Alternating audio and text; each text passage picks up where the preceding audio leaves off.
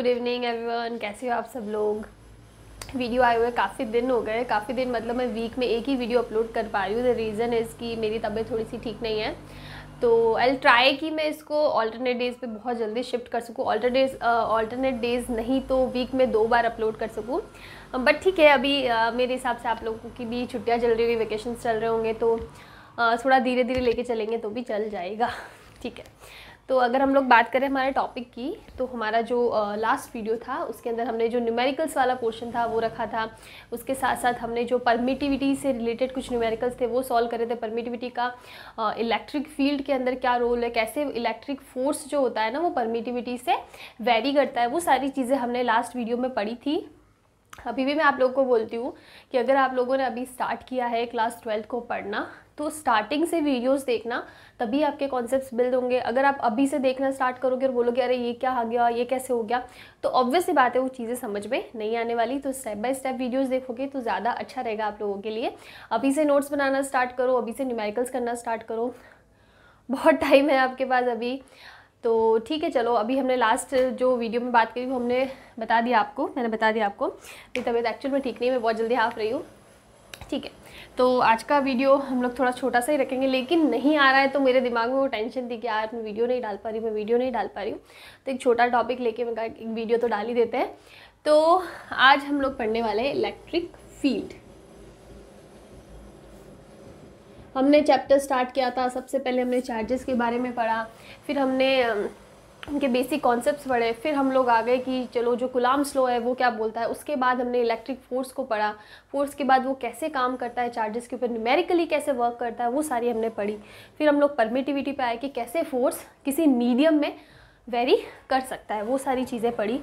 और अब हम लोग पढ़ने वाले इलेक्ट्रिक फील्ड। मैंने आपको बोला था कि जैसे जैसे हम लोग आगे बढ़ेंगे ना, वैसे वैसे हम लोग मेन चैप्टर की साइड, जो मेन हमारा जो आगे बहुत काम आने वाला है, जिसके न्यूमेरिकल्स बहुत अच्छे बनते हैं, उस पर हम लोग धीरे धीरे जाने वाले हैं। तो इलेक्ट्रिक फोर्स वाला जो कूलम्ब्स लॉ पढ़ा था, that is also very important topic है। उसके ऊपर बहुत अच्छे न्यूमेरिकल्स बनते भी है।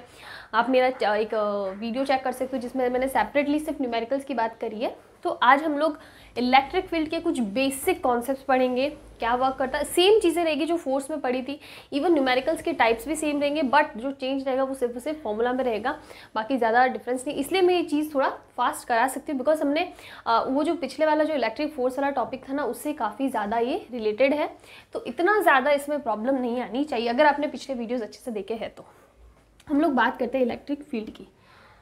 ओके, हमने पढ़ा इलेक्ट्रिक फोर्स यानी कूलम्ब्स लॉ। तो कूलम्ब्स लॉ में हमने क्या बोला था कि एक हमारे पास चार्ज है, एक हमारे पास चार्ज है, ये दोनों एक दूसरे पे एक फोर्स लगता है। इन दोनों एक चार्ज की वजह से, बेसिकली इन दोनों के बीच में फोर्स लगता है, या फिर एक चार्ज के ऊपर दूसरे चार्ज की वजह से फोर्स लगता है। इस पे इसकी वजह से लगेगा, इस पे इसकी वजह से लगेगा, डिपेंड्स दोनों क्या साइन है। पॉजिटिव है तो कैसे साइन होगा, नेगेटिव होगा तो कैसे होगा, रिपेल करेगा, अट्रैक्ट करेगा। ये सारी चीज़ें हमने बहुत डिटेल से पढ़ी है। लेकिन हमने ये चीज़ पढ़ी, लेकिन इसके अंदर एक चीज़ आती है कि एक चार्ज दूसरे चार्ज पे फोर्स क्यों लगा रहा है। और जब हम लोग इस चीज़ को समझ लेंगे ना, तो वहाँ हमारा इलेक्ट्रिक फील्ड भी अपने आप डिफाइन हो जाएगा। कैसे, देखो, अगर मैं इंडिविजुअली किसी चार्ज की बात करती हूँ, प्लस माइनस कुछ भी ले लो, मैंने यहाँ प्लस ले लिया, ये जो चार्ज है ना, बाय डिफ़ॉल्ट इसकी प्रॉपर्टी है, इसकी कैरेक्टरिस्टिक्स है कि ये अपने सराउंडिंग एक फील्ड को क्रिएट करता है। इसके आसपास क्या होगा, एक फील्ड होगा। हर चार्ज की अपनी रेडियस है, ठीक है। ये मैंने चार्ज लिया तो ये अपने पास में क्या देखो, अभी मैं ये बात नहीं कर रही हूँ कि कौन सा चार्ज ज़्यादा करेगा कम करेगा, उसकी हम लोग बात नहीं कर रहे, अमाउंट की हम लोग बात नहीं कर रहे। हम लोग कॉन्सेप्ट पे बात करेंगे कि if there is any charge then obviously it will create a field surrounding it. तो यहाँ पे हमने एक चार्ज लिया है, we are not talking about the quantity, we are just talking about the concept कि यहाँ पे एक चार्ज है हमारे पास और ये अपनी चारों तरफ अपनी सराउंडिंग एक फील्ड क्रिएट करेगा। जो डैश डैश डैश बताया ना मैंने, दिस इज़ अ फील्ड, ठीक है, ये फील्ड है हमारे पास। तो ये अपने चारों तरफ एक फील्ड क्रिएट करेगा। बहुत ही बेसिक सी चीज़ है। अगर हमारे पास कोई चार्ज है, no matter it is positive और नेगेटिव, ये अपने सराउंडिंग एक फील्ड क्रिएट करेगा। पॉजिटिव और नेगेटिव होने का क्या फ़र्क पड़ेगा वो हम लोग बाद में बात करेंगे, बस अभी इतना समझ लो, चार्ज है तो फील्ड होगा। तो ये अपने तरफ अपने पास में इसके पास ये फील्ड आ गया। अब जैसे ही कोई दूसरा चार्ज, ठीक है, let's say it is a test charge, जब टेस्ट चार्ज होता है ना तो उसका कोई फील्ड नहीं होता, ये चीज़ मैं बता देती हूँ। जब भी हम लोग टेस्ट चार्ज की बात करेंगे जनरली हम लोग उसको क्यू नॉट से डिनोट करते हैं, तो इसका कोई फील्ड नहीं होता है। दूसरी चीज़, ये ना बहुत ही थियोरेटिकल कॉन्सेप्ट है, एक्चुअल में ऐसा कोई चार्ज नहीं होगा जो अपना फील्ड नहीं बनाएगा, जिसपे चार्ज नहीं होगा। It is a neutral positive लेके चलते हैं, टेस्ट चार्ज होता है और इसका कोई फील्ड नहीं होता है और ये बहुत ही स्मॉल होता है, इसलिए हम लोग जनरली ना इसे लिमिट लगा के चलते हैं, लिमिट q टेंड्स टू 0, क्योंकि ये बहुत ही थियोरेटिकल टॉपिक है, बहुत ही स्मॉल चार्ज लेके चलते हैं, इसलिए हम लोग बोल रहे हैं इसका फील्ड नहीं है। तो जब भी हम लोग टेस्ट चार्ज की बात करेंगे, this is a test charge, तो आपको ले लेना है कि ये पॉजिटिव कंसीडर करके चलेंगे। दूसरी चीज़, ये बहुत ही स्मॉल लेके चलेंगे, it is a theoretical charge, ठीक है। तो जैसे ही कोई दूसरा चार्ज, ठीक है, यहाँ पे तो मैंने टेस्ट चार्ज लिया, इन जनरल कोई भी दूसरा चार्ज, ठीक है, चलो टेस्ट चार्ज ले लेके कोई चार्ज ले लेते दूसरा, जैसे ही कोई दूसरा चार्ज इसके फील्ड में एंटर करने की ट्राई करेगा ना, इसका अपना फील्ड है यहाँ तक, मैंने ले लिया यहाँ तक है, ठीक है, यहाँ पे इस पर कोई फोर्स फील्ड नहीं होगा, बिकॉज यहाँ पे आते आते इसकी जो फील्ड है ना, इसकी डेंसिटी, इसकी जो इंटेंसिटी है वो बहुत ही कम हो जाएगी, तो मे बी वो इतना फील ना करे, ठीक है। कितनी इंटेंसिटी है वो अभी हम लोग बात नहीं कर रहे, लेकिन जैसे ही कोई चार्ज इसकी फील्ड में एंटर करने लगता है, जाता है ना, उसके ऊपर एक फोर्स लगता है, और उसी फोर्स को हम लोग पहले जो पढ़ते थे ना, इलेक्ट्रिक फोर्स, कूलम्ब्स फोर्स, वो बोलते थे, हम लोग बोलते थे ना, दो चार्जेस के बीच की डिस्टेंस इतनी है तो उनके बीच में फोर्स फील होता है, that is because of this electric field. Because कोई भी जो चार्ज होता है ना, अपने सराउंडिंग एक फील्ड क्रिएट करता है, और इस फील्ड में जब कोई दूसरा चार्ज एंटर करता है तो उस पर उस फील्ड की वजह से एक फोर्स लगता है, जिसको हम लोग कूलम्ब फोर्स बोलते थे, ठीक है।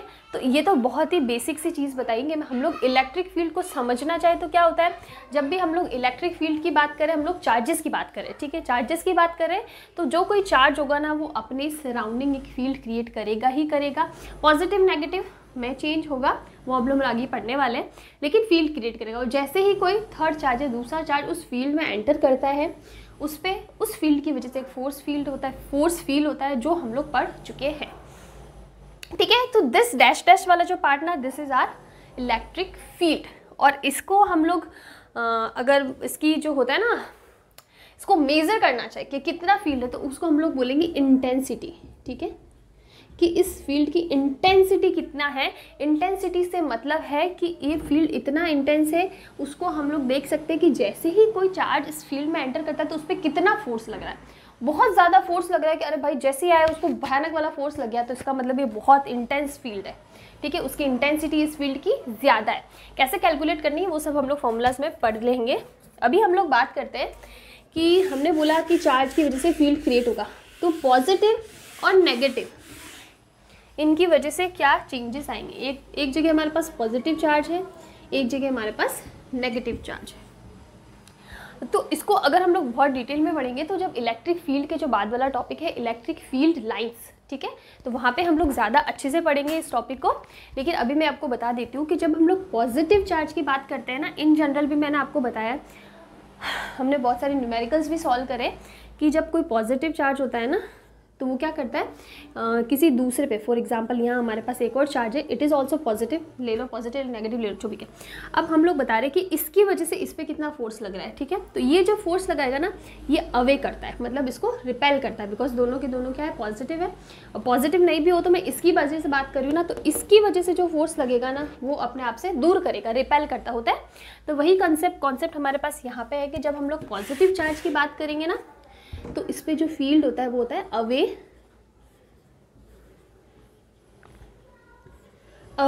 From the point.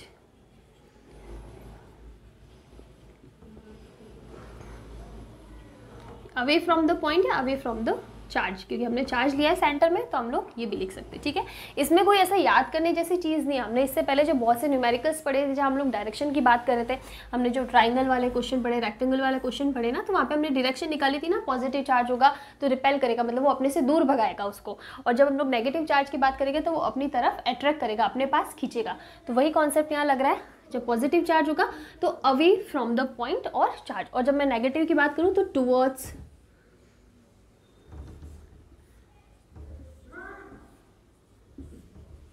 इस तरीके से, ठीक है। यहाँ पे क्या हो जाएगा, टूवर्ड्स द पॉइंट और चार्ज, आप कुछ भी कह दो। तो ये चीज़ है। अब ये चीज़ बहुत अच्छे से क्लियर होगी और बहुत अच्छे अच्छे न्यूमेरिकल्स भी बनेंगे इस पे जब हम लोग बात करेंगे फील्ड लाइंस की, तब वो कॉन्सेप्ट ज़्यादा अच्छे से हम लोग समझ पाएगा, वो बात की बात है। अभी तक के लिए हमें ये चीज़ पता होनी चाहिए कि हमारे पास चार्ज है, वो फील्ड क्रिएट करेगा। फील्ड क्रिएट करेगा तो हम लोग पॉजिटिव की बात करेंगे तो that will be away from the point, और जब हम लोग नेगेटिव चार्ज की बात करेंगे that will be towards the point, उसकी तरफ आएगा। ठीक है, ये दो बहुत ही बेसिक सी एग्जाम्पल थे। अब इसके बाद में हम लोग आते हैं कि जो इसका न्यूमेरिकल होता है, सॉरी, जो इसका फॉर्मूला होता है। हमने इलेक्ट्रिक फोर्स की बात करी तो उसका भी अपना फॉर्मूला था, तो उसी टाइप से जब हम लोग इलेक्ट्रिक फील्ड की बात करेंगे तब उसका फॉर्मूला क्या होगा।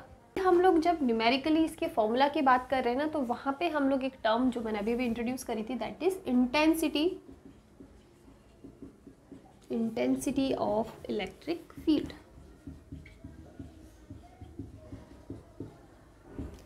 मतलब कितना इंटेंस है हमारा फील्ड, उसको मेज़र करने का कुछ ना कुछ अपने पास फॉर्मूला, कुछ ना कुछ वैल्यू तो होनी चाहिए। तो वो वैल्यू के लिए हम लोग इसका एक फॉर्मूला देंगे जिससे हम लोग पता कर सकते हैं कि कितना इंटेंस है हमारा फील्ड, ज़्यादा है, कम है, जैसा भी है। ठीक है, तो इंटेंसिटी ऑफ इलेक्ट्रिक फील्ड को हम लोग डिफाइन करेंगे ई वेक्टर से। ई का मतलब है इलेक्ट्रिक फील्ड, लेकिन इलेक्ट्रिक फील्ड को मेजर नहीं कर सकते, इलेक्ट्रिक फील्ड की इंटेंसिटी को मेजर कर सकते हैं। इसीलिए जो ई वेक्टर है ना, that is intensity of electric field. क्या फॉर्मूला होगा? ये फॉर्मूला होगा फोर्स। फोर्स हम लोग पढ़ चुके हैं, that is electric force, Coulomb force per unit test charge. This is our very important formula. यहाँ पे हम इस फॉर्मूले को अगर आगे और डिफाइन करें तो हम लोग इसको ऐसे भी लिख सकते हैं, वैसे आप क्रॉस मल्टीप्लाई करो तो ये हो जाएगा क्यू नॉट ई। ठीक है, इससे कुछ फर्क नहीं पड़ता, क्रॉस मल्टीप्लाई करिए फॉर्मूला आ जाएगा। अब देखो हमारे पास फोर्स का फॉर्मूला है। For example we have two charges, that is Q, और ये हमारा हो गया टेस्ट चार्ज क्यू नॉट। एक चीज़ है कि हम लोग यहाँ पे टेस्ट चार्ज को लेके क्यों स्टडी कर रहे हैं। हम लोग दो इंडिविजुअल चार्जेस भी ले सकते हैं, लेकिन हमने टेस्ट चार्ज को इसलिए लिया है कि बिकॉज जब हम लोग इलेक्ट्रिक फील्ड की बात करते हैं ना, तो वहाँ पे हमारे पास ये होना चाहिए कि भाई इस चार्ज की वजह से कितना फील्ड क्रिएट हो रहा है। टेस्ट चार्ज है तो इसकी वजह से कोई फील्ड क्रिएट नहीं होगा, मैं आपको पहले ही बता चुकी हूँ। तो यहाँ पे हमारे पास ये चार्ज है, इसकी वजह से कितना फील्ड क्रिएट होगा वो हमें कैलकुलेट करना है कि इसकी वजह से जो फील्ड है ना उसकी इंटेंसिटी कितनी है। तो वहाँ पे दूसरे चार्ज का रोल नहीं होता है, तो इसीलिए हम लोग टेस्ट चार्ज लेके चलते हैं और उसको डिवाइड, देखो बहुत ही बेसिक सा है, इसका कोई थ्योरेटिकली आपको चीज़ नहीं मिलेगी, मैं समझने के हिसाब से बता रही हूँ कि इसीलिए इसको डिवाइड भी कर दिया, बिकॉज हमें चाहिए कि इसकी वजह से इसका कितना रोल है, इसका हमें इतना यहाँ पे फॉर्मूले में नहीं चाहिए वैल्यू। ठीक है, तो हमने ले लिया कि हमारे पास एक चार्ज क्यू है, एक चार्ज क्यू नेट है, क्यू नॉट है, इनके बीच की डिस्टेंस क्या है आर। ठीक है, अब इसकी वजह से एक फील्ड क्रिएट हुआ है, इलेक्ट्रिक फील्ड ई, उसकी वैल्यू हमें कैलकुलेट करनी है। फॉर्मूला क्या है मैं आपको बता चुकी हूँ, intensity of electric field is force per unit charge. यहाँ पे हम लोग टेस्ट चार्ज ले रहे हैं इसलिए क्यू नॉट लिया है, बट जो बहुत ही बेसिक डेफिनेशन है that is force per unit charge. क्या हो जाएगा? Force per unit charge. ठीक है, नाउ सी यहाँ पे देखो ई फोर्स का जो फॉर्मूला है अगर मैं बात करूँ इनके लिए तो क्या हो जाएगा? ये हो जाएगा K Q naught upon R square, यही होता है हमारे पास फॉर्मूला।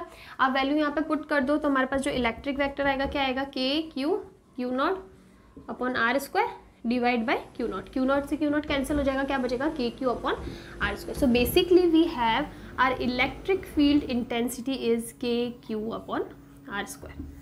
अब देखो यहाँ पे कहीं पे भी क्यू नॉट नहीं है, बिकॉज हमें जो फील्ड निकालना है, जो इंटेंसिटी निकालनी है वो इस चार्ज की वजह से, तो हमारे पास उसी की वैल्यू है, और कितनी डिस्टेंस पे निकालनी है वो हमारे पास यहाँ पे आर है। बाकी उसके अलावा जो चार्ज होगा ना दूसरा, उसका इतना रोल नहीं है। अगर मैं यहाँ पे टेस्ट चार्ज नहीं लेके कोई दूसरा चार्ज ले, let's say this is Q1 and this is Q2, और अब मुझे देखना पड़ेगा, अब यहाँ पे जो बात होगा आप कंफ्यूज हो गया नीचे में किससे डिवाइड करूँ। तो आप ये सोचो कि मुझे किसकी वजह से फील्ड निकालना है। इसका फील्ड होगा E1, इसका फील्ड होगा E2 होगा, दोनों का अलग अलग होगा। अगर वैल्यू अलग अलग है तो अलग अलग वैल्यू इसका अलग अलग इंटेंसिटी का फील्ड होगा। तो अगर इसके लिए निकालना है तो मुझे Q2 से डिवाइड करना है, और अगर E2 से निकालना है तो मुझे Q1 से डिवाइड करना है। ये चीज़ आपको समझ में आनी चाहिए कि मुझे कैसे इस फॉर्मूले को यूज़ करना है। तो बेसिकली सारी की सारी कैलकुलेशन से जो इम्पॉर्टेंट चीज़ आती है हमारे पास वो आती है formula of electric field, that is K Q upon R square. जिस चार्ज की वजह से इलेक्ट्रिक फील्ड निकाल रहे हैं ये वो चार्ज है, के is the constant, 1/4 pi epsilon not, या फिर अगर मीडियम में बात करें तो एप्सिलॉन, उसकी value epsilon naught epsilon R हो जाएगी। सारी चीज़ हम लोग पढ़ चुके हैं। And that is the distance कि कितने डिस्टेंस पे निकाल रहे। For example we have a question, यहाँ मेरे पास चार्ज है क्यू, इससे p डिस्टेंस, सॉरी इससे r डिस्टेंस पे एक पॉइंट है p, इस पे निकालो इलेक्ट्रिक फील्ड, तो क्या हो जाएगा EP, डिस्टेंस कितनी r, तो k, किसकी वजह से q, डिस्टेंस कितनी r, तो r²। बस सिंपली ये फॉर्मूला हमारे पास हो जाएगा। ठीक है, ओके, तो ये हो गया हमारे पास फॉर्मूले की बात। अब अगेन इलेक्ट्रिक फील्ड की बात करें तो वहाँ मैं आपको बता चुकी हूँ कि हम लोग जब पॉजिटिव चार्ज लेंगे तब क्या होगा, और जब नेगेटिव चार्ज लेंगे तब क्या होगा। जब पॉजिटिव चार्ज लेंगे तब क्या होगा, पॉजिटिव चार्ज के लिए होगा away from the charge, negative charge के लिए टूवर्ड्स। और ये जो डायरेक्शन है ना, दैट इज़ वेरी इंपॉर्टेंट। ये सिर्फ मैं ऐसे नहीं बना रही कि हाँ याद रखना, आगे न्यूमेरिकल जब करने लगोगे ना, ये डायरेक्शन बहुत मैटर करती है। और आपने जब इलेक्ट्रिक फोर्स के क्वेश्चन करे ना, तो वहाँ पे भी आपने देखा है कि न्यूमेरिकल बहुत, सॉरी ये जो डायरेक्शन है बहुत ही ज़्यादा मैटर करती है। ओके, तो अभी जो नेक्स्ट चीज़ आती है वो आती है सुपरपोजिशन प्रिंसिपल, जो हमने फोर्स कुलॉम्स लॉ के अंदर भी पढ़ा था। और वो का वो अगर हमारे पास एक नया फॉर्मूला इलेक्ट्रिक फील्ड का, इंटेंसिटी ऑफ इलेक्ट्रिक फील्ड का, तो वहाँ पे भी हम लोग सुपरपोजिशन प्रिंसिपल, सुपरपोजिशन प्रिंसिपल, ठीक है, सुपरपोजिशन प्रिंसिपल पढ़ने वाले हैं। लेट मी चेक, बड़ा टॉपिक है ना, ये बहुत ही छोटा सा टॉपिक है। ठीक है, सुपरपोजिशन प्रिंसिपल, या फिर हम लोग इसको बोल सकते हैं electric field due to system of charges. क्या मतलब हुआ इसका, अभी तक जो हम लोग पढ़ रहे थे ना, वो पढ़ रहे थे कि हमारे पास एक चार्ज है Q, और दूसरा अगर हमने लिया भी था तो वो हमने टेस्ट चार्ज लिया था, तो हम लोग किसी एक चार्ज की वजह से इलेक्ट्रिक फील्ड को कैलकुलेट कर रहे थे। लेकिन यहाँ पे हम लोग क्या कर रहे हैं, यहाँ पे हम लोग सिस्टम ऑफ चार्जेस की बात कर रहे हैं। मतलब मेरे पास बहुत सारे चार्जेस है, this is Q1, Q2, Q3, Q4, Q5, Q6, Q7, बहुत सारे चार्जेस है। अब हमें ये पूरा एक हमारे पास सिस्टम हो गया। ठीक है, पहले हमारे पास एक सिस्टम था जिसके अंदर सिर्फ हम लोग एक चार्ज की बात कर रहे थे। Now we have a system which is bigger, जिसके अंदर हमारे पास नंबर ऑफ चार्जेस है, एक चार्ज नहीं है, बहुत सारे चार्जेस है। तो अगर अब मुझे इस सिस्टम की वजह से इलेक्ट्रिक फील्ड निकालना है कि इस सिस्टम का जो इलेक्ट्रिक फील्ड होगा, या फिर ये जो सिस्टम है ना, इसके इलेक्ट्रिक फील्ड की इंटेंसिटी कितनी होगी, तो वो हम लोग कैसे कैलकुलेट करेंगे। तो आंसर यहाँ पे बोर्ड पे लिखा हुआ, सुपरपोजिशन प्रिंसिपल बहुत अच्छे से बहुत बार पढ़ चुके हैं, क्लास 11 में भी पढ़ चुके हैं, क्लास 12 में भी पढ़ चुके हैं। ठीक है, पढ़ रहे हैं मतलब पढ़ लिया, सेकंड टाइम पढ़ रहे हैं। तो यहाँ पे क्या होगा, जो टोटल इलेक्ट्रिक फील्ड होगा, that is our net electric field, that will be the sum of electric fields due to individual charges. The net electric field of a system will be the sum of electric fields but due to individual charges. For example Q1 है, तो इसकी वजह से जो electric field होगा वो E1 होगा, Q2 की वजह से E2 होगा, Q3 की वजह से E3 होगा, और इस टाइप से जितने भी है, for example n number of system है तो ये n इलेक्ट्रिक फील्ड्स होंगे, और इन सब का जो सम होगा ना, वो हमें क्या देगा, नेट इलेक्ट्रिक फील्ड देगा। अब यहाँ पे ये अलग चीज़ है कि यहाँ पे अगर चार्जेस पॉजिटिव नेगेटिव क्या है, उसके अकॉर्डिंग इनके साइंस भी चेंज होंगे, उसके कुछ न्यूमेरिकल्स करेंगे हम, तो वो चीज़ क्लियर हो जाएगी। लेकिन आपको ये पता होना चाहिए कि यहाँ पे जो टोटल इलेक्ट्रिक फील्ड की इंटेंसिटी है ना, वो इन चार्जेस पे डिपेंड कर रही है। ठीक है, सब चार्जेस पे डिपेंड कर रही है। लेकिन अगर मैं इंडिविजुअल इलेक्ट्रिक फील्ड की बात करूँ तो ये सिर्फ Q1 पे डिपेंड करता है। ये जो E1 इलेक्ट्रिक फील्ड है ना, ये दूसरे चार्जेस की प्रेजेंस की वजह से चेंज नहीं होगा। हमारे पास चाहे 100 चार्जेस है, चाहे 1000 है, चाहे सिर्फ एक ही है, चाहे सिर्फ 2 ही है, तो भी हमारा जो E1 है ना, वो सेम ही रहने वाला है। मेरे पास एक Q1 है, इसकी वजह से E1 है। अब इस Q1 के आसपास चाहे 100 चार्ज है, 1000 है, लाख है, कुछ भी हो, लेकिन Q1 की वजह से जो E1 क्रिएट होगा ना, उसका दूसरे चार्जेस की प्रेजेंस की वजह से फर्क नहीं पड़ेगा। ये अपने आप में एक इंडिविजुअल वैल्यू है। उसी टाइप से ये Q2 की वजह से है, तो ये सिर्फ और सिर्फ Q2 पे डिपेंड करता है, Q2 की प्रेजेंस पे डिपेंड करता है। बाकी कितने भी चार्जेस इसके आसपास है, उससे E2 को कोई फर्क नहीं पड़ता है। तो basically the net charge depends on the arrangement of the charges, मतलब जो भी दूसरे चार्जेस है ना, उसकी प्रेजेंस की वजह से this net charge changes or affects the presence of charges, but जो इंडिविजुअल इलेक्ट्रिक फील्ड्स है ना, वो दूसरे चार्जेस की प्रेजेंस की वजह से फर्क नहीं पड़ता है, चेंज नहीं होता है। ये सिर्फ और सिर्फ जिस चार्ज की वजह से क्रिएट हो, फॉर एग्जांपल E1 Q1 की वजह से क्रिएट हुआ, तो ये सिर्फ Q1 की प्रेजेंस से डिपेंड करता है। Q2 Q3 Q4 जितने भी, इससे इसको फर्क नहीं पड़ता। ये सेम चीज हम लोग कूलम्ब्स लॉ में भी पढ़ चुके हैं।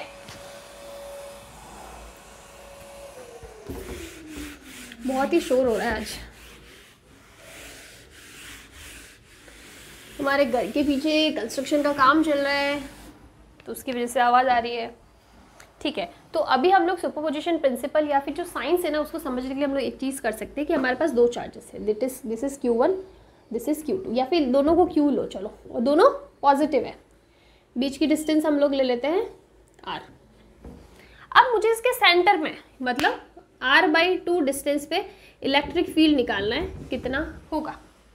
सबसे पहली चीज़ आप देखो कि दोनों चार्जेस की वैल्यू सेम है, दोनों चार्जेस की वैल्यू सेम है।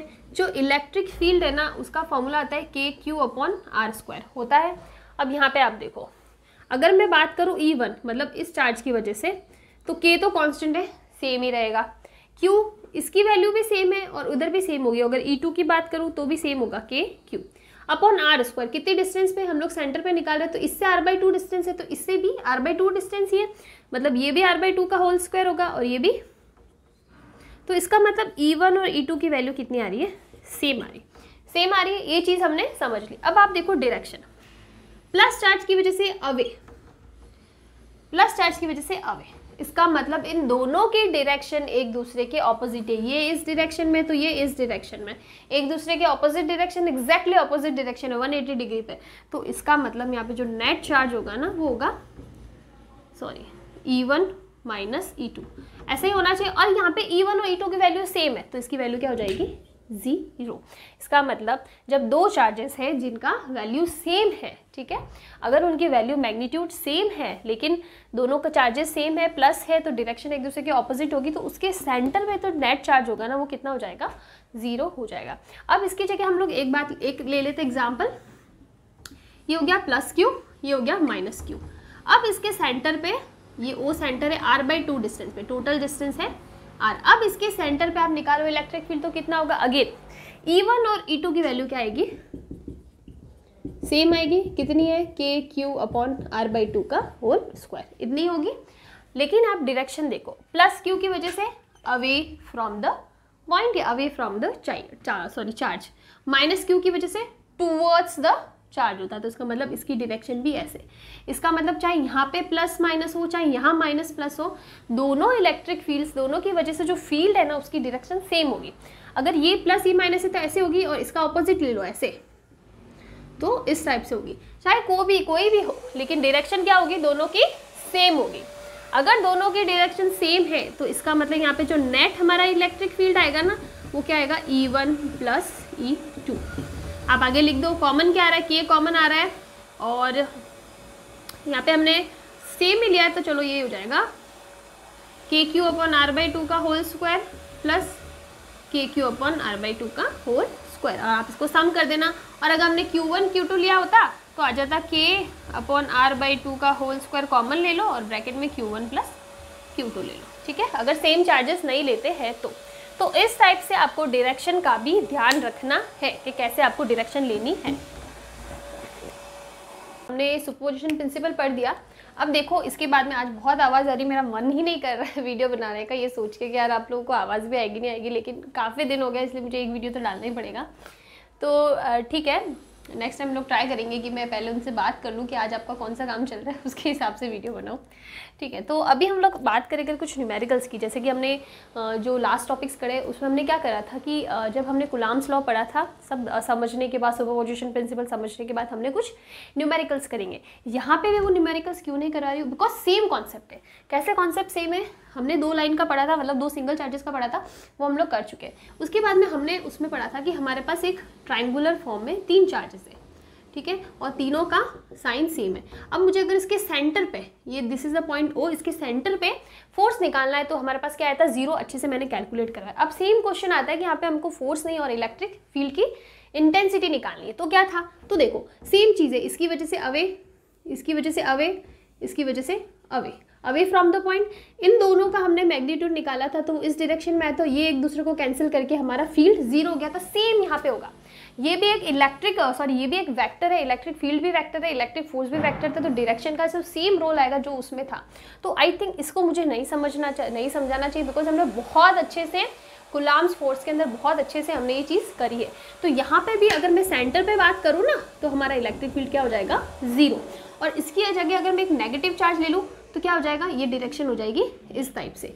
और जब इस टाइप से डायरेक्शन हो जाएगी ना, तब हमारे पास जो फील्ड है वो जीरो नहीं होगा। कितना होगा, सेम कैलकुलेशन जो हमने पिछले वाले वीडियो में करी, सेम कैलकुलेशन करनी है, बस फॉर्मूले में फ़र्क था। वहाँ पे Q1 Q2 था अपॉन आर स्क्वायर, यहाँ पे क्या हो जाएगा KQ अपॉन आर स्क्वायर। बस इतना सा डिफरेंस आएगा फॉर्मूले के अंदर, बाकी सारा जो कॉन्सेप्ट है ना वो सेम रहने वाला है।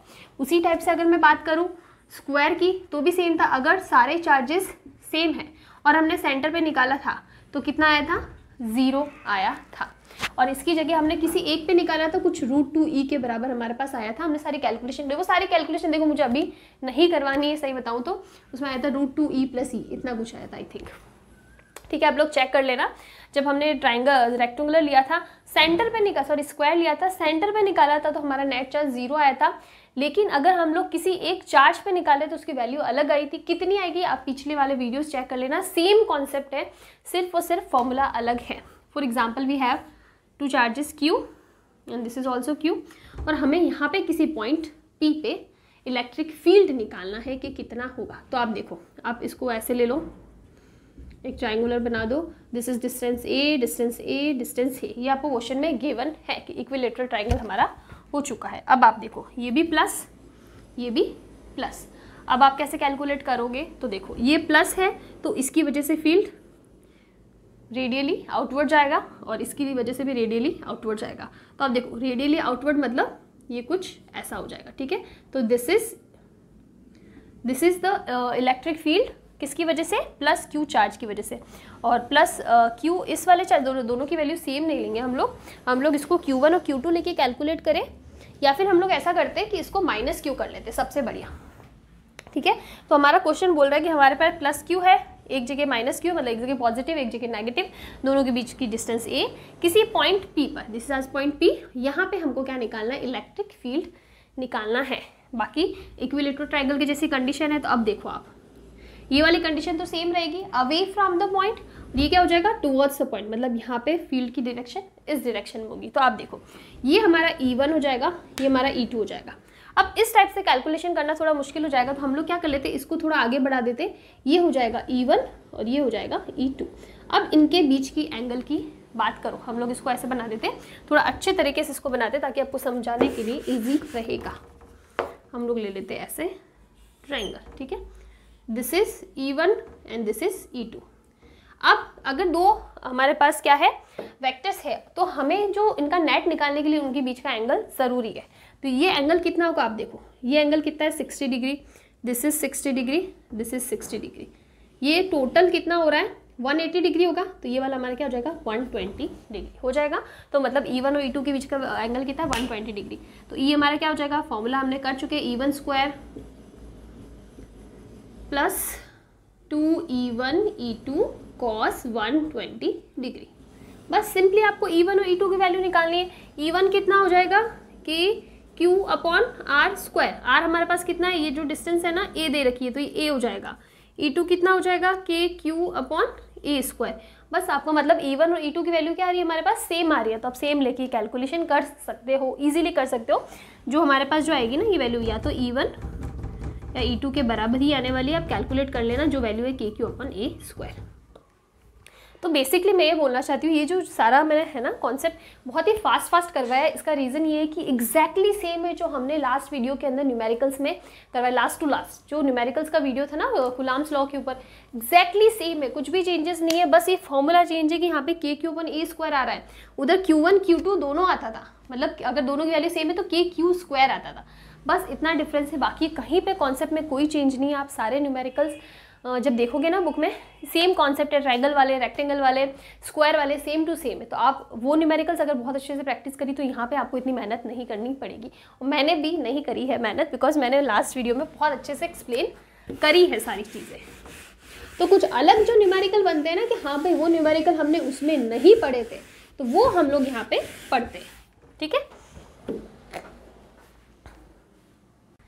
तो एक चीज़ हमारे पास रहेगी कि वहाँ पे हमने एक कंडीशन पढ़ा था न्यूट्रल पॉइंट वाला, ठीक है, न्यूट्रल पॉइंट। सेम कॉन्सेप्ट यहाँ पे भी है। वहाँ पे हमारे पास था, क्या था, दो चार्जेस हैं, अगर दोनों चार्जेस की, बहुत अच्छे से एक्सप्लेन किया था उधर भी, दोनों चार्जेस का साइन सेम है, पॉजिटिव है, तो इनके बीच में कहीं कोई ऐसा पॉइंट होगा जहाँ पे फोर्स क्या हो जाएगा, 0 हो जाएगा। और अगर दोनों की वैल्यू सेम है ना तो एग्जैक्टली बीच में होगा, अदरवाइज क्या होता है, नियर टू स्मॉलर चार्ज, ये हमने पढ़ा था। और अगर एक पॉजिटिव है एक नेगेटिव है तो आउटसाइड द लाइन, मतलब यहाँ कहीं पे या फिर यहाँ कहीं पे होगा, डिपेंड्स कि कौन सा चार्ज छोटा है उसके पास में होगा।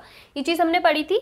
सेम कॉन्सेप्ट हमारा इलेक्ट्रिक फील्ड में भी आता है, बट यहाँ पे क्या हो जाएगा, for example we have two charges same है तो इनके बीच में कहीं एक ऐसा फील्ड होगा जहाँ पे इलेक्ट्रिक फील्ड की वैल्यू 0 होगी, ठीक है। वहाँ पे फोर्स हमने 0 करा था, यहाँ पे इलेक्ट्रिक फील्ड 0 करा। फॉर एग्जाम्पल यहाँ पे कोई x डिस्टेंस पे हमारा इलेक्ट्रिक फील्ड 0, ये Q1 है ये Q2 है, दोनों की वैल्यू सेम है इसीलिए इनके बीच में आ रहा है वो पॉइंट, ठीक है। तो यहाँ पे वैल्यू क्या हो जाएगी, ये x है, टोटल डिस्टेंस l है, तो ये क्या हो जाएगा l माइनस एक्स, और हमने क्या बोल दिया, इलेक्ट्रिक फील्ड इज 0, इसका मतलब E1 E2 इक्वल्स टू 0 ये हो जाएगा, या फिर E1 minus E2 equals to 0, दोनों में से कुछ भी हो सकता है, दोनों पॉजिटिव है ना, तो E1 minus E2 equals to 0 होगा। तो हम लोग करेंगे तो क्या हो जाएगा, E1 इक्वल्स टू E2, इसका मतलब K Q1 upon X square equals to K Q2 upon L minus X का होल स्क्वायर, ये वैल्यू हमारे पास आएगी। इसको हमें सॉल्व करके x की वैल्यू कैलकुलेट करनी है। इसकी जगह अगर दोनों ऑपोजिट चार्ज होते हैं तो आपको पता, अभी अभी हमने दो चार्जेस के लिए पढ़े, जब एक प्लस और एक माइनस होता है ना तो सम होता है, तो जब सम होगा ना E1 plus E2 equals to 0, तो भी हमें E1 इक्वल्स टू E2 ही लिखना है, बिकॉज यहाँ पे हम लोग रिजल्टेंट की बात कर रहे हैं, resultant of intensity of electric field, तो ये हमें पता होना चाहिए। सेम कॉन्सेप्ट है, सेम तरीका है, वहाँ पे हमने फोर्स 0 कर रहा था, यहाँ पे हमें इलेक्ट्रिक फील्ड 0 करना है। इस टाइप से इक्वेशन आएगी और इक्वेशन को हमें सॉल्व करके x की वैल्यू निकालनी है, मतलब कितने डिस्टेंस पे ये वैल्यू 0 मिल रही है हमें कैलकुलेट करनी है। सेम है, देखो कुछ भी डिफरेंस नहीं है, सेम कॉन्सेप्ट चले आ रहा है, बस रिपीट हो रहा है, फॉर्मूला अलग आ रहा है और कुछ भी नहीं है। अब हमारे पास एक इंपॉर्टेंट लाइन यहाँ पे आती है कि जब हम लोग इलेक्ट्रिक फील्ड की बात करेंगे ना, तो प्रोटॉन के केस में दो केस आते हैं, प्रोटॉन इलेक्ट्रॉन। तो प्रोटॉन के केस में जिस डायरेक्शन में फोर्स लग रहा है ना उसी डायरेक्शन में फील्ड होगा। फील्ड मतलब electric field will be in the direction of force. जिस डायरेक्शन में हमारा इलेक्ट्रिक फोर्स लग रहा है उसी डायरेक्शन में इलेक्ट्रिक फील्ड लगेगा, और इसमें जस्ट ऑपोजिट होगा, field will be opposite direction of force, ठीक है। प्रोटॉन पॉजिटिव चार्ज की बात करें, जिस डायरेक्शन में फोर्स लग रहा है उसी डायरेक्शन में फील्ड की भी डायरेक्शन होगी। इलेक्ट्रॉन जिस डायरेक्शन में जिस डायरेक्शन में फोर्स लग रहा है उसकी ऑपोजिट डायरेक्शन में क्या होगा, फील्ड होगा। अब इसको कैसे समझते हैं, देखो फॉर एग्जांपल हमारे पास एक क्वेश्चन है कि एक प्रोटॉन है, ठीक है, एक प्रोटॉन है, उस पे इस डायरेक्शन में क्या लग रहा है, फोर्स लग रहा है। कौन सा फोर्स है, इलेक्ट्रिक फोर्स, इस डायरेक्शन में फोर्स लग रहा है, तो इसका मतलब इस पे जो इलेक्ट्रिक फील्ड होगा सेम डायरेक्शन में होगा। हमने अभी अभी बोला है कि जब प्रोटॉन के केस में जिस डायरेक्शन में फोर्स है, मैंने मान लिया कि इस डायरेक्शन में फोर्स है, तो उसी डायरेक्शन में फील्ड होगा, मतलब ये हमारा क्या हो जाएगा, इसी डायरेक्शन में फील्ड होगा, ठीक है। अब देखो, अब इस पे और कौन सा फोर्स लगा, और मैंने बोल दिया कि ये जो प्रोटॉन है ना that is in equilibrium in air, कि ये जो प्रोटॉन है ना वो एयर में इक्विलिब्रियम में, मतलब ये स्टेबल है, इसके ऊपर मतलब ये एक जगह पे फिक्स है, स्टेबल है, ये बिल्कुल भी मूव नहीं कर रहा है। ओके, मूव नहीं कर रहा है तो इसका मतलब क्या हुआ, मैंने बोल दिया कि ऊपर की डायरेक्शन में फोर्स लग रहा है, तो अब इस पे नीचे की डायरेक्शन में भी इक्वली कोई फोर्स होना चाहिए ना, तभी तो ये यहाँ पे इक्विलिब्रियम में रहेगा। अगर मैं बोल रही हूँ सिर्फ ऊपर की डायरेक्शन में फोर्स लग रहा है तो ये ऊपर चला जाएगा, कोई ना कोई फोर्स तो उसको नीचे की डायरेक्शन में खींच रहा होगा जिसकी वजह से ये एक जगह पे स्टेबल है। तो वो फोर्स कौन सा होगा, जो वेट की वजह से लगता है ना, mg, mass of proton g, ये वाला फोर्स डायरेक्शन में लगेगा, ग्रेविटेशनल फोर्स जो हम लोग बोलते हैं वो लग रहा है। तो अब यहाँ पे इक्वेशन क्या हो जाएगी, Fe, बस ये दोनों ही फोर्सेज है ना, तो क्या हो जाएगा, Fe इक्वल्स टू MEG हो जाएगा। अब देखो फोर्स की बात कर रही हूँ तो हमने इक्वेशन पढ़ी है, electric field equals to force per unit charge पढ़ा था, तो यहाँ से फोर्स की डायरेक्शन क्या हो जाएगी, क्यू नॉट ई होगा। क्यू नॉट ई जब हम लोग टेस्ट चार्ज की बात कर रहे हैं तब, ठीक है। तो सेम यहाँ पे हो जाएगा क्यू ई, ठीक है, equals to m e g. अब आपको इलेक्ट्रिक फील्ड निकालना, आप simply m e g upon, sorry m e नहीं है, this is m p, proton की बात कर रहे हैं ना हम लोग, अपॉन क्यू। अब यहाँ पे आपको क्या करना है, m is the mass of proton, g is gravitational constant, q is the charge of proton. ये वैल्यू हमें आनी चाहिए। एक बार फिर से समझा देती हूँ। क्वेश्चन में बोला है कि we have a proton which is in equilibrium in air and the direction of force on this electron is given, ठीक है, ये गिवन है।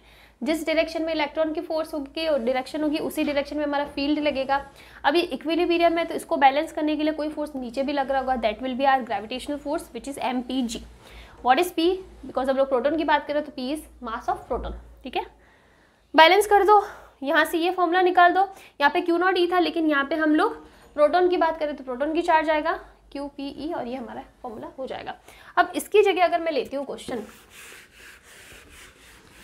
कि मेरे पास है इलेक्ट्रॉन, इलेक्ट्रॉन पे फोर्स है, ये सेम क्वेश्चन है, we have a electron, the force on this electron, the direction of force in this electron is given, this electron is in equilibrium in air, then find the magnitude of electric field. This is our question. Again ये हो जाएगा, force की direction अब इस पे opposite होगी, because हमने यहाँ पे बोला है जब हम लोग इलेक्ट्रॉन की बात करेंगे ना तो इलेक्ट्रिक फील्ड की डायरेक्शन ऑपोजिट होगी इस फोर्स की डायरेक्शन के, तो ये हमारा इलेक्ट्रिक फील्ड होगा। अगेन बैलेंस करने के लिए क्या होगा हमारे पास, एम ई जी होगा, बिकॉज हम लोग इलेक्ट्रॉन की बात करें। सेम इक्वेशन आएगी, यहाँ पे ई आ जाएगा, और यहाँ पे जो चार्ज है वो क्या हो जाएगा, इलेक्ट्रॉन का चार्ज हो जाएगा। तो इस टाइप से क्वेश्चन हो सकता है। अब इसमें एक इंपॉर्टेंट जो क्वेश्चन आता है वो ऐसा आता है, क्वेश्चन में गिवन है कि हमारे पास एक प्रोटॉन है, उस पर फोर्स की डायरेक्शन दी हुई है इस टाइप से।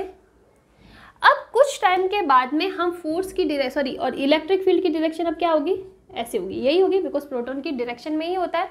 अब हमें क्वेश्चन में एक वेरिएंट दे रखा है, हमने क्वेश्चन में बोला है कि कुछ टाइम के बाद, the question is like the proton is in equilibrium in air, the direction of force is given, now after some time due to some reasons कुछ भी हो सकते हैं, due to some reasons the direction of electric field changes. मतलब ये हमारा case first है, second case क्या है, P है, ये फोर्स की डायरेक्शन है। अब इलेक्ट्रिक फील्ड की डायरेक्शन किसी रीजन की वजह से चेंज हो जाती है, पहले ऐसी थी अब ऐसी हो जाती है, ठीक है। तो इस केस में हमारा जो इलेक्ट्रिक फील्ड का मैग्नीट्यूड है, सॉरी, इस केस में हमें इस प्रोटॉन का जो एक्सीलरेशन है ना वो कैलकुलेट करना है। एक बार मैं क्वेश्चन चेक कर लेती हूँ। So the question is like, in uniform electric field near earth a proton is in equilibrium, if we change the direction of electric field then what will be the instantaneous acceleration of proton। इसका मतलब क्या है कि यहाँ पे हमने electric field की direction change कर ली है, तो अब ये इक्विलिब्रियम में नहीं रहेगा। यहाँ पे हमारे पास इक्विलिब्रियम में था, यहाँ पे नहीं रहेगा, ये एकदम से गिरने लगेगा। तो इसका एक्सीलरेशन कितना होगा, इसका जो चेंज हो रहा है ना वो एक्सीलरेशन कितना आएगा वो हमें कैलकुलेट करना है। तो सबसे हम लोग बहुत ही बेसिक सा लेके चलते हैं। इक्विलिब्रियम में क्या हो जाएगा, एम जी, यहाँ पे आप लेके चलो कि एम मतलब मास ऑफ प्रोटॉन, ये हो गया। तो हमारा सिंपल सा आ जाएगा F equals to m g, no problem. Now अब यहाँ पे देखो, ये है हमारे पास केस। अब यहाँ पे इलेक्ट्रिक फील्ड की डायरेक्शन नीचे है, इलेक्ट्रिक फील्ड की डायरेक्शन नीचे है। यहाँ पे हमारा जो फोर्स इलेक्ट्रॉन फोर्स की वजह से लग रहा था, इलेक्ट्रॉन पे जो फोर्स डायरेक्शन लग रहा था वो हमारे पास लग ही रहा है। अब आप देखो, अब हमने क्वेश्चन में क्या बोला कि हमने इलेक्ट्रिक फील्ड की डायरेक्शन चेंज कर दी। अगर हमने इलेक्ट्रिक फील्ड की डायरेक्शन चेंज कर दी तो ये भी चेंज होगा ना, बिकॉज हमने क्वेश्चन में बोला है कि field will be in the direction of force या फिर force will be in the direction of electric field बोल सकती हूँ। तो अगर हमने फील्ड की डायरेक्शन चेंज कर दी तो हमारा फोर्स क्या हो जाएगा, अब इस डायरेक्शन में हो जाएगा, एफ ई होगा। क्वेश्चन में मैंने जो स्टार्टिंग में ना उसमें भी अच्छे से समझाया था कि जहाँ पे इलेक्ट्रिक फील्ड की डायरेक्शन होगी उसी डायरेक्शन में फोर्स होगा, या फिर जिस डायरेक्शन में फोर्स लग रहा है ना उसी डायरेक्शन में इलेक्ट्रिक फील्ड होगा in for the case of proton. तो यहाँ पे ये था तो हमने इसी डायरेक्शन में लिया। अब हमने बोला कि किसी रीजन से हमने इलेक्ट्रिक फील्ड को चेंज कर दिया है, हमने चेंज कर दिया तो फोर्स की डायरेक्शन भी चेंज हो जाएगी, तो अब फोर्स इस डायरेक्शन में हो जाएगा। और नीचे एक और क्या लगता है, एम जी लगता है। तो अब इसको बैलेंस करने के लिए, बिकॉज ये क्या है इक्विलिब्रियम में है, तो अब इसको बैलेंस करने के लिए यहाँ पे कुछ फोर्स तो होना चाहिए ना, कुछ फोर्स तो होना चाहिए। तो वो फोर्स कौन सा होगा, एफ नेट, हम लोग मान लेते कि एफ नेट है। तो अब हमारी कंडीशन क्या बन जाती है, ये हो जाएगा। और आप देखो एफ ई की वैल्यू हमने यहाँ कैलकुलेट करी है, वो किसके बराबर हो गई, एम जी। तो मतलब m g plus m g equals to 2 m g हो रहा है। तो एफ नेट कितना आ गया, 2 एम जी, ये आ गया। अब हमें क्वेश्चन में क्या पूछा है कि हमें इस प्रोटॉन का एक्सीलरेशन निकालना है कि इसका एक्सीलरेशन कितना होगा। तो आपको पता है कि यहाँ पे हम लोग एक्सीलरेशन की बात कर रहे हैं ना, तो जो नेट फोर्स है हमने क्वेश्चन पढ़ा है second law of Newton, F equals to m a equals to 2 m g. M से एम कैंसिल कर दो, ए कितना आ रहा है 2 जी। और ये हमने क्वेश्चन में पूछा था कि हमें इस प्रोटॉन का एक्सीलरेशन निकालना है आफ्टर जब हमने ये इलेक्ट्रिक फील्ड की डायरेक्शन चेंज कर ली, तो इसका एक्सीलरेशन कितना हो जाएगा। So this was the question, very important question. समझने के हिसाब से किसी ना किसी पेपर में क्वेश्चन ये आया हुआ भी है, इसीलिए मैंने करवाया, ठीक है। तो आज हम लोग यहीं तक रखते हैं। मेरी बिल्कुल भी हिम्मत नहीं थी आज वीडियो बनाने की, बट मुझे ऐसा था कि मुझे वीडियो बनाना है आज, बिकॉज काफ़ी दिन हो गए, तो इसलिए मैंने वीडियो बनाया। काफ़ी शोर भी है, तो इतना मेरा मन नहीं कर रहा है कि मैं और ज़्यादा पढ़ाऊँ, बिकॉज इतना डिस्टर्बेंस में पढ़ाने की इच्छा नहीं करती है। नेक्स्ट वीडियो में ट्राई कि हम लोग ज़्यादा टॉपिक कर सके ताकि हमारा सिलेबस भी थोड़ा उस हिसाब से पूरा हो। तो आज हम लोग यहीं पर रखते हैं। सारे चीज़ों को, सारे कॉन्सेप्ट को बहुत अच्छे से पढ़ाना। मैंने यहाँ पे पहले ही बता देती हूँ, इस क्वेश्चन को मैंने गलत पढ़ा था। मैंने आपको बोला था कि इक्विलिब्रियम में नहीं रहेगा फिर एक्सेलरेशन आएगा, ऐसा नहीं है, बिकॉज हमने यहाँ पे इक्विलिब्रियम वाली कंडीशन ली है ना। तो इसलिए मैं आपको फिर से क्वेश्चन बता देती हूँ कि यहाँ पे हमारे पास क्वेश्चन था, पहले फील्ड की डायरेक्शन ऐसी थी, इलेक्ट्रिक फील्ड की डायरेक्शन उसकी डायरेक्शन में थी, प्रोटॉन हमारा इक्विलिब्रियम में था एयर के अंदर नियर द अर्थ। और यहाँ पे हमने कंडीशन चेंज कर दी कि हमने फील्ड की डायरेक्शन चेंज कर दी, इलेक्ट्रिक फील्ड की डायरेक्शन चेंज कर दी। अगेन केस इक्विलिब्रियम में है, तो यहाँ पे जो ये प्रोटॉन है इसका एक्सेलरेशन कितना हो जाएगा। यहाँ पे अगर मैं एक्सेलरेशन की बात करूँ ना, तो इसका एक्सेलरेशन होगा, अगर सिंपली हम लोग इस केस की बात करें ना, तो इसका एक्सेलरेशन ग्रेविटी के बराबर ही होगा, मतलब E इक्वल्स टू जी आएगा। आप यहाँ पे एम ए रख के देख सकते हो। लेकिन जब हमने केस चेंज कर दिया तो हमारा एक्सेलरेशन चेंज हो गया। इंपॉर्टेंट क्वेश्चन है ये, मेरे पास कहीं लिखा हुआ था, मैं ट्राई करूंगी कि मुझे कहीं किसी पेपर में ये क्वेश्चन मिल जाए तो मैं आपको अच्छे से क्वेश्चन को एक्सप्लेन कर सकूं, बिकॉज ये क्वेश्चन को मैंने सिर्फ लिखा हुआ था, इस क्वेश्चन की डिटेल क्या है वो मुझे एक बार कहीं मिल जाएगी तो मैं अच्छे से इस क्वेश्चन को और अच्छे से एक्सप्लेन कर पाऊंगी। आई विल ट्राई कि मुझे कहीं किसी पेपर में क्वेश्चन मिल जाए, ठीक है। तो हम लोग आज यहीं पर रखते हैं। मेरी तबीयत उतनी ज़्यादा अच्छी नहीं है तो मैं ज़्यादा नहीं पढ़ा पाऊँगी, बहुत आवाज़ भी है। तो नेक्स्ट वीडियो में हम लोग नेक्स्ट टॉपिक कवर करेंगे। विल ट्राई कि नेक्स्ट हमारा वीडियो ज़्यादा लंबा हो, हम लोग 2 से ज़्यादा टॉपिक कवर कर सकें। तब तक के लिए सारे कॉन्सेप्ट को बहुत अच्छे से पढ़ो, न्यूमेरिकल सॉल्व करो, अभी बहुत टाइम है अच्छे से। जो सिर्फ क्लास 12 के लिए प्रिपेयर करे, अच्छे से न्यूमेरिकल्स करो, कॉन्सेप्ट बनाओ। And thank you.